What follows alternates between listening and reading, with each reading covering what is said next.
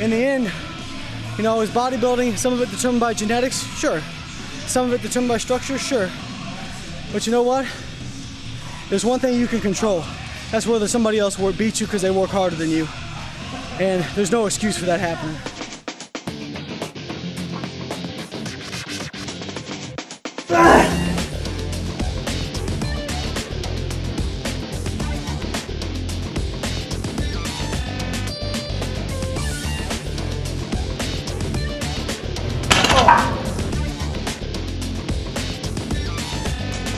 Wake up! Wake up!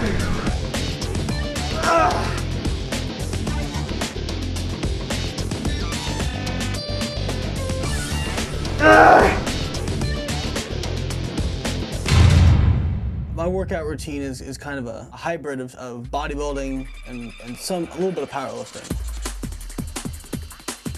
The first 2 days, I do my entire upper body in one work and my entire lower body in one workout on consecutive days, usually Monday and Tuesday.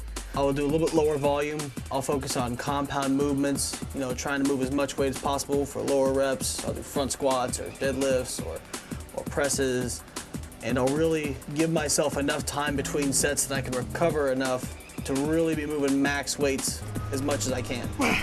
That really focuses on building strength and the actual fiber tissue of the muscle. Later in the week, I'll do more of a typical bodybuilding split. I'll take a day off after those 2 heavy days, and on Thursday I'll work back and chest, and Friday I'll work legs, and then Saturday I'll work shoulders, arms, and calves. On those days, I go higher volume, a little bit less weight, more reps, less rest between sets, focusing more on the bodybuilding style of getting a pump, really depleting the glycogen and forcing your muscle to take up more carbohydrate, more glucose, more fluids, really giving it that full volumized look. I think it's a good way to continuously gain strength while also not losing that bodybuilding style that's essential for obviously getting the bodybuilding look. I actually lift 6 days a week, but for the most part I hit 1 to 2 body parts a day. Do cardio once to twice a day, depending on what I'm getting ready for, if I'm getting ready for a contest or if I'm not. Mondays I typically train shoulders and abs. Tuesdays I typically train legs, entire lower body. Wednesdays I normally do traps, forearms, and ab work. I don't really hit any major, so to speak, muscle groups. Thursday I do a chest and ab workout. Friday is normally a back workout, maybe abs or calves, depending on how I'm kind of feeling that day. Saturday is normally an arm day, both bis and tris. Sunday is usually just kind of a day of rest. I may do some cardio in the morning. And typically Wednesdays and Sundays, because those are the days that I spend the least amount of time in the gym, that's where I tend to cook a lot of my meals. Unlike a lot of bodybuilders, I actually do cardio year-round. Even in the off-season, I still do cardio. I may not do it as often or as many days a week, but I still do it because I still want to fit into my clothes. I can't afford to have 2 different wardrobes. Honestly, I think Nick's very afraid of putting on body fat. It's okay to want to limit your fat gain, but if you are doing 2 hours of cardio a day, you're just burning so many calories that it becomes almost impossible to take in enough to build muscle. If you're doing 2 hours a day in the off season, whenever you switch into contest prep, you know, how much cardio do you have to do then to get the desired effect? Because you've been doing it so long that your body is totally adapted to that kind of schedule. Now you have set yourself up to where you require that much cardio to even keep yourself at baseline.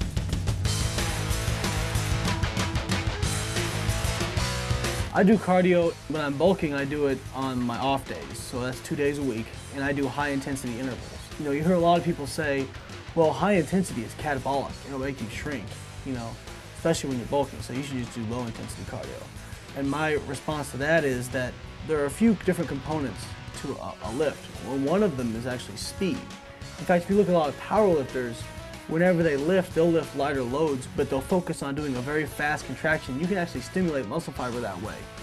So if you're sprinting outside, you're inducing a fast contraction, you can actually overload the muscle that way.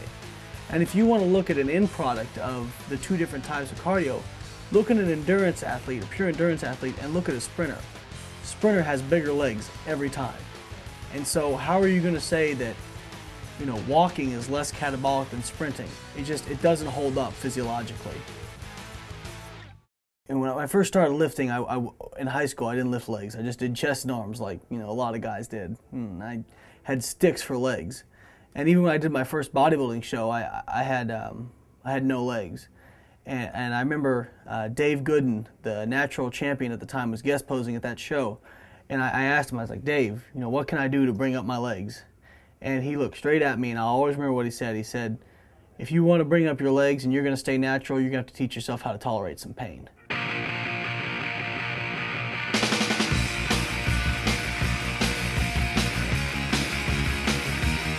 I love leg day. It's my favorite, you know. I'm 5 hours away from my leg day and all I can do is think about getting amped up for it. There are no tough workouts compared to leg day. Don't even talk to me about a tough back workout. No such thing compared to leg day. If you aren't stumbling up off that apparatus when you're done with it, you probably didn't work hard enough on leg day.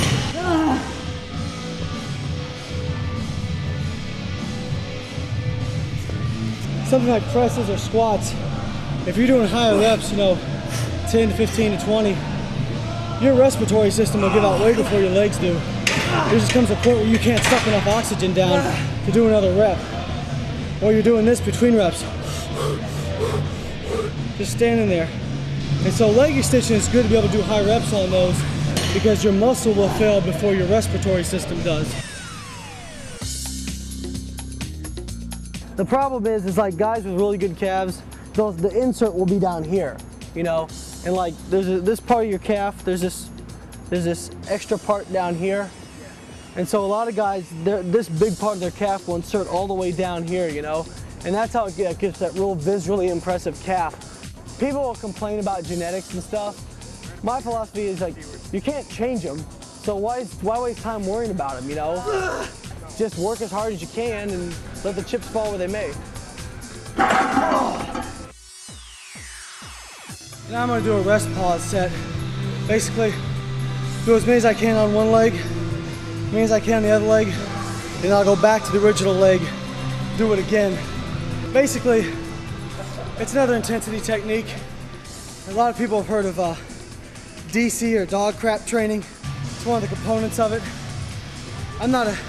I don't train DC per se, I'm much more high volume than that. But I'm not a slave to one routine either. If I find things I like about certain routines, I'll incorporate them and make it fit what I do. Because in the end, you're always gonna try new things because you never know, you might stumble across something that's absolutely golden. It really works well for you.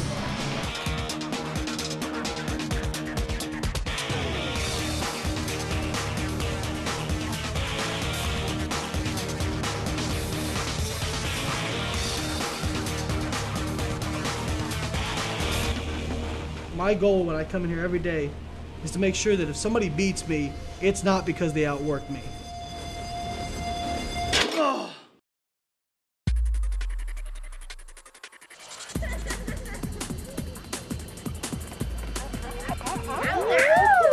It's kind of cool to get, you know, stared at occasionally. You know, that's nice.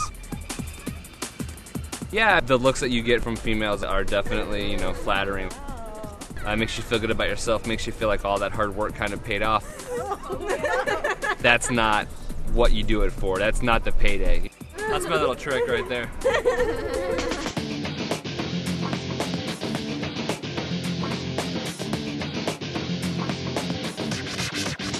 So can I like get clothes again now? Yeah, man.